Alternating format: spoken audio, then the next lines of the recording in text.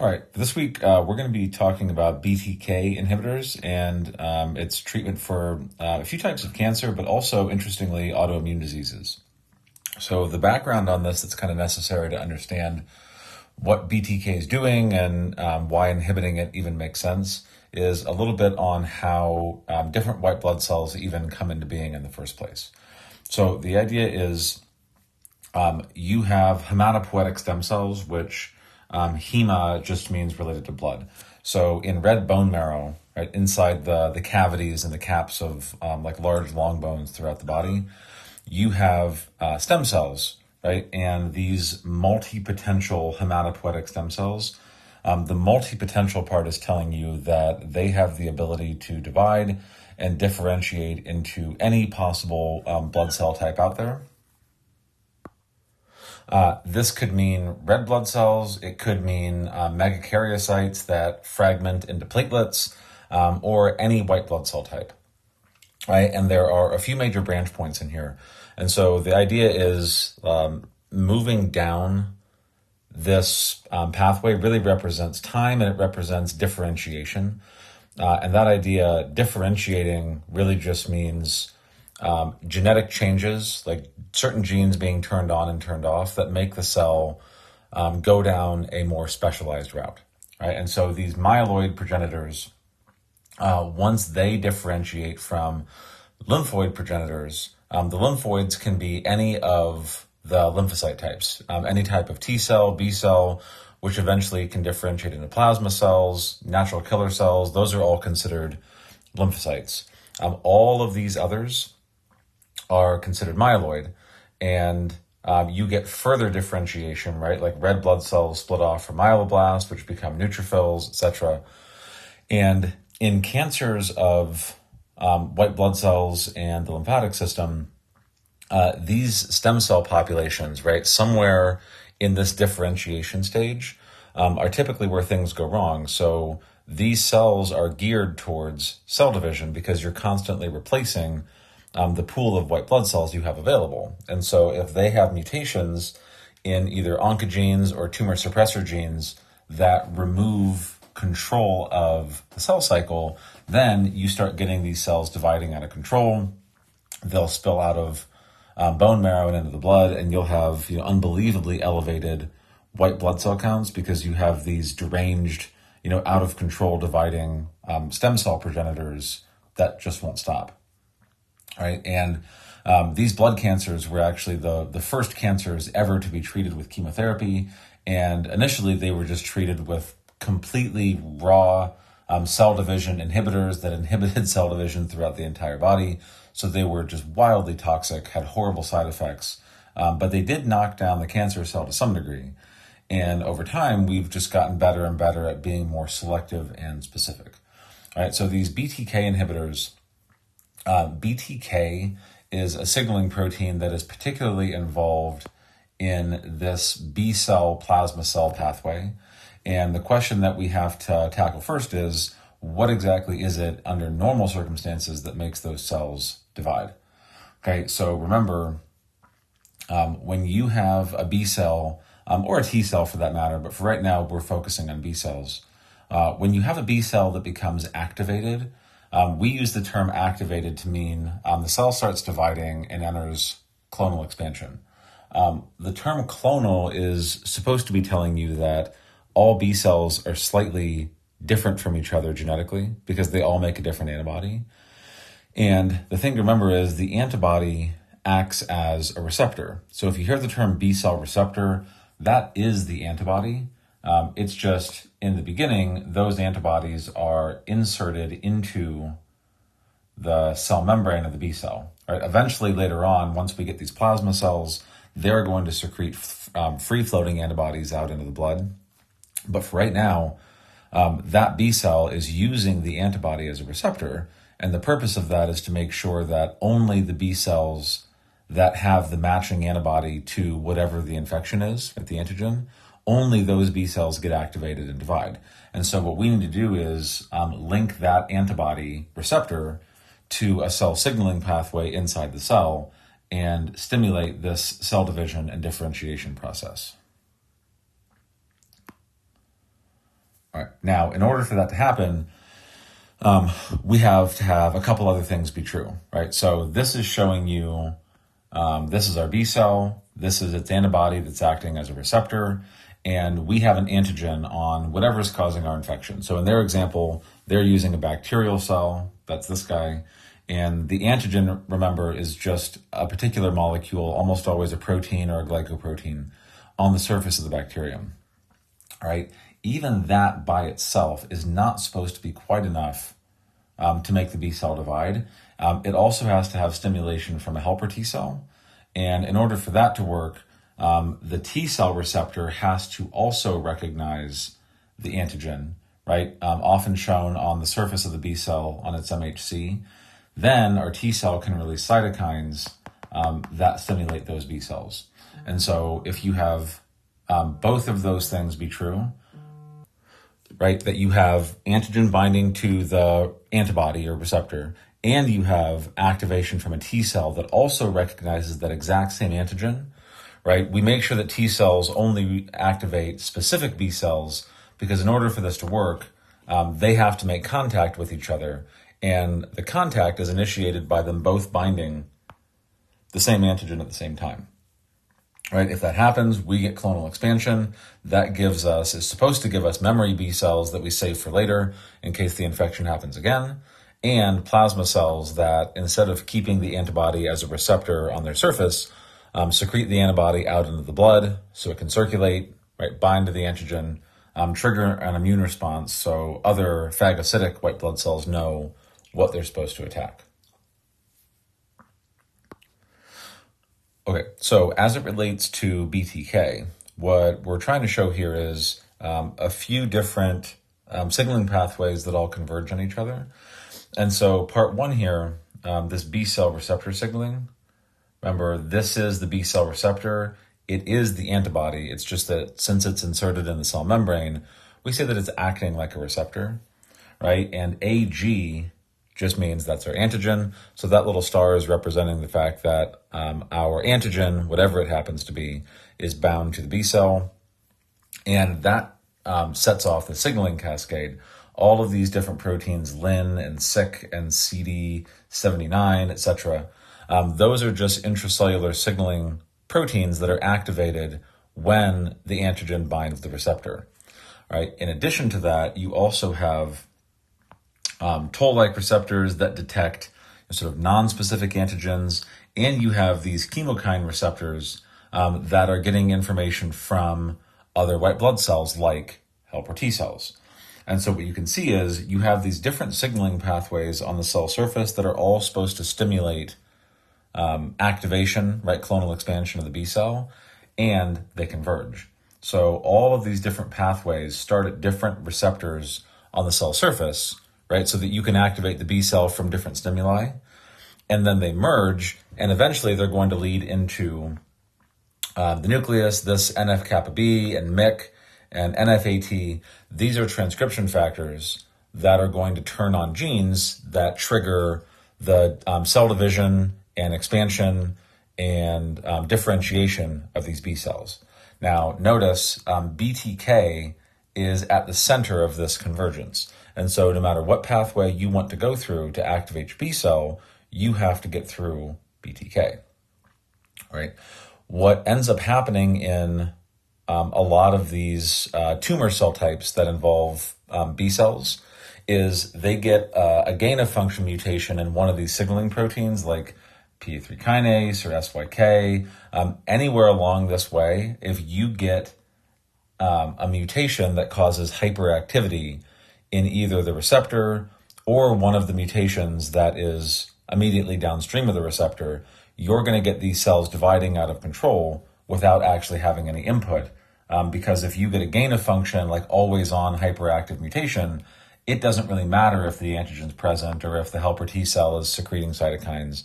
The cells are going to divide no matter what, right? And so those are the mutations that happen during the stem cell phase in bone marrow that lead to these cells dividing out of control, spilling into the blood. That's where the cancer is actually coming from. Right, and it should also be noted, these cancers are impossible to treat with surgery, obviously because they're liquid. They're just cells floating around in the blood. there is no physical tumor to be removed. And so these kind of medications are really our only option. All right, this graphic is giving somewhat similar information to the last one. This is still the B cell receptor. This is a cytokine receptor. This is the toll-like receptor detecting non-specific antigens. But the thing I want to point out is a lot of these mechanisms involve phosphorylation. All these little yellow P's that you're seeing are phosphate molecules. And as a reminder, proteins in a cell signaling cascade have different ways that they can be flipped on and off, right? Like BTK has to be present at all times. And so there has to be an on-off switch to decide when it's active and when it's inactive. That phosphate is just a chemical group that's added that slightly changes the shape and the charge of the protein to flip it either on or off. So phosphorylation sometimes means on, sometimes means off. But what that tells you is most of these signaling proteins are enzymes, because if they can add phosphates or remove phosphates from the next protein in the signaling chain, any protein that adds or subtracts a chemical group has to be an enzyme. And so when we talk about BTK inhibitors, we're really talking about an enzyme inhibitor, because BTK's function is to phosphorylate this PLC gamma 2, right? And if we block that activity, we effectively shut down the signaling cascade and it can't proceed. Past that point, you won't get your transcription factors in the nucleus, and we hopefully won't get cell division. All right, so how do these BTK inhibitors work? Interestingly, the first sort of generation, so to speak, of BTK inhibitors were irreversible. That is not unheard of, but relatively uncommon in pharmaceuticals. Irreversible meaning that they form a covalent bond within the enzyme. And so these molecules are binding to the active site, right? The part of BTK where the chemical reaction happens, where it adds its phosphate. And they are covalently binding to cysteine residue, meaning cysteine is a particular amino acid, and there happens to be one near the active site of this enzyme. And so they're binding, and they are binding permanently. And so that BTK molecule for the rest of its lifespan is going to be inactive until it gets degraded, and then a new BTK molecule gets made. All right, so there are pros and cons to this whole idea of having irreversible versus reversible inhibitors. The benefit is they tend to work at incredibly low concentrations. So these numbers that you're seeing, this IC50, these are different BTK inhibitors that have been used to treat different types of cancer, released over a series of years over the last decade or so. And these numbers, like 0.47 nanomolar, this is an unbelievably small concentration. Nanomolar is, remember, nano is billionths. So we're talking really tiny amounts. And the reason for that is it's irreversible. And so if you give the drug and you just wait, over time, by random chance, the drug is going to happen to bounce into the active site on BTK. And once it binds, it's permanent. And so BTK is basically acting like a very, very effective sponge for the drug. And since they don't let go, it's permanent. And so you can give a fairly low dose, infrequent dosing. The double-edged sword of that is if it binds with really high affinity to BTK, there's a possibility that it could also bind to other signaling proteins that are similar, because BTK is a kinase, right? It adds phosphates. Other kinases that have similar catalytic sites might also have binding. And since those are likely to also be irreversible, you get the advantage of a strong, long-lasting effect, but you also have the possibility of more off-target binding and side effects as well, right? And so that first generation were all irreversibles.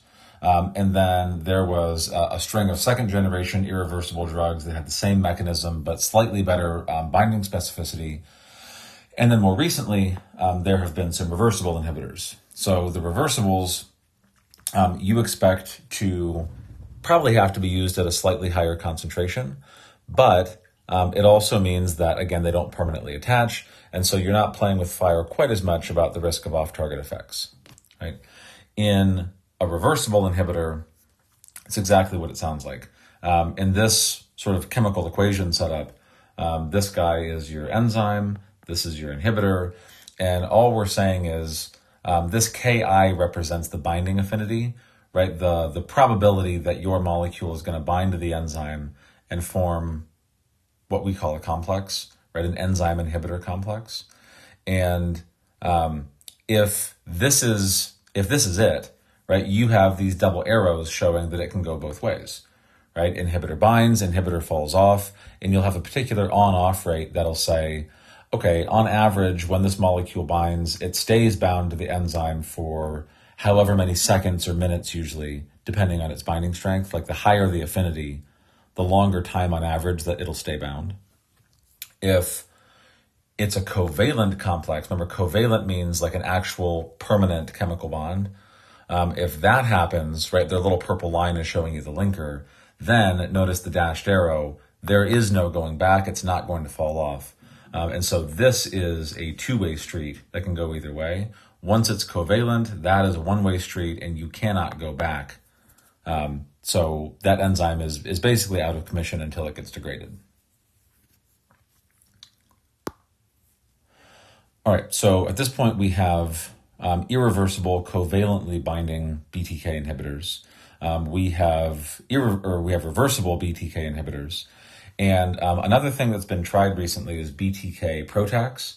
So just to revisit that concept of a PROTAC, there the idea is that the drug itself is acting like a bridge of sorts to connect whatever your target protein is, right, BTK in this case, to this E3 ligase, because the E3 ligase is an enzyme that tags proteins with something called ubiquitin. And so as a reminder, ubiquitin is kind of like a death tag for proteins. There's a giant complex called a proteasome inside of cells that degrades proteins. And if you basically make the protein target, BTK, look more attractive to this E3 ligase and bring them in close proximity, the ligase will start adding ubiquitin tags to BTK. That will lead to the degradation of BTK because the linker is bringing them physically close enough that the E3 ligase can do its thing. And so in this case, we're not really inhibiting BTK as much as we're just straight up destroying it.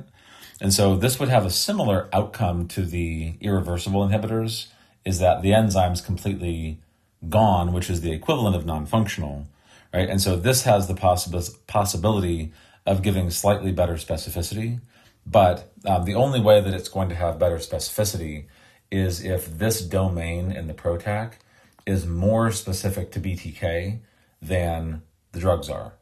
Right? And so it still all boils down to specificity. This is just, it gives you a bit more opportunity because now this linker that connects the E3 ligase to BTK, you don't need this domain in the PROTAC to act as an inhibitor. You just need it to physically bind somewhere. And so the nice thing about this is it gives you a bit more flexibility in designing your drug because the drug doesn't actually have to directly inhibit. It just has to physically connect in one way or another. Okay, another thing that I found pretty interesting is these BTK inhibitors have potential crossover therapy value for autoimmune diseases. Remember, autoimmune conditions involve the immune system mistakenly activating lymphocytes, B cells that produce antibodies, and sometimes T cells that mistakenly recognize the body's own cells and think they're foreign when they're really not. And then if those B cells produce antibodies, then the immune system will attack self-tissue. So, for example, rheumatoid arthritis is autoimmune, an autoimmune reaction where antibodies attack joint tissue. Type 1 diabetes is autoimmune where they go after beta cells in the pancreas, right? The immune system isn't very smart on a molecular level. And so if they make a mistake and antibodies get produced, there's really no going back from that.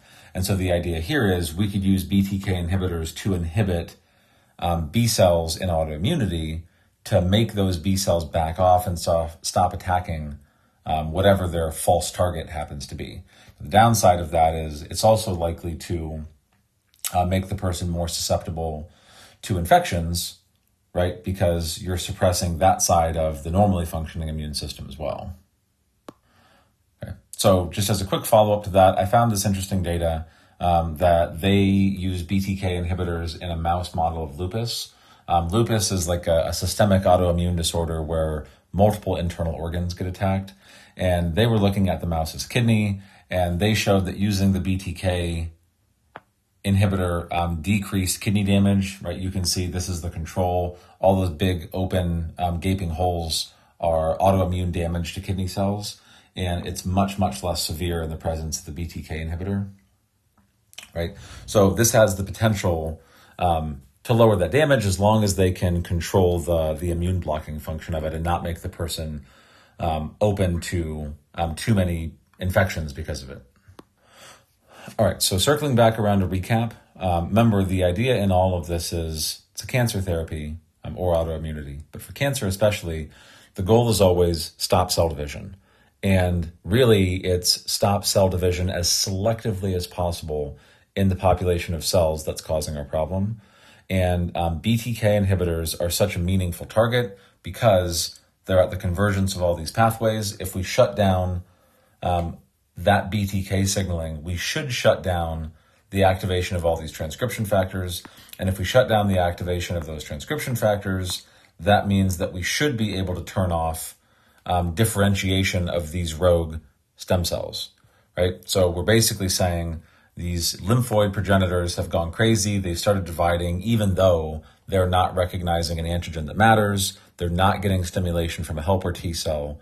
And if we can shut down BTK, then the underlying genes that are turned on to make them turn into lymphocytes won't function, and they'll hopefully fade away. And if we use that in combination with probably multiple other therapies, then hopefully those cells will eventually just be degraded and lost.